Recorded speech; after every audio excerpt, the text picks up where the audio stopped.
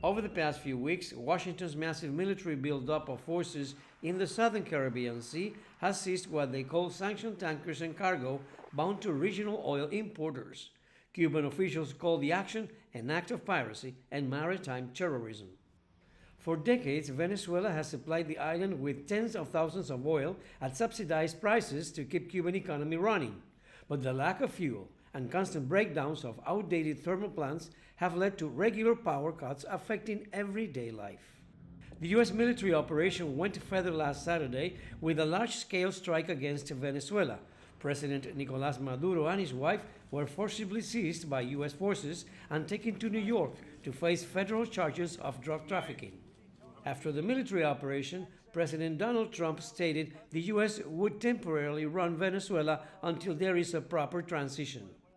President Donald Trump's announcement that the U.S. is taking over Venezuela's oil reserves on top of the blockade he imposed last month on Venezuelan oil shipments to Cuba is bringing new worries here. Cuba's economy, heavily dependent on oil imports, could suffer considerably. Some analysts here say Cuba can deal with the new scenario. No doubt, it's going to affect Cuba very much, but one must think that Cuba has been thinking about it. Now, Cuba has an opportunity. Cuba must change the way it works. They have to work with a number of countries that might help Cuba get the supply of oil that it needs.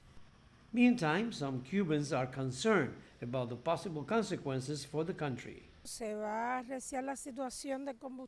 I expect a worsening fuel shortage here, but I hope the government will manage how to cushion the impact of this U.S. action.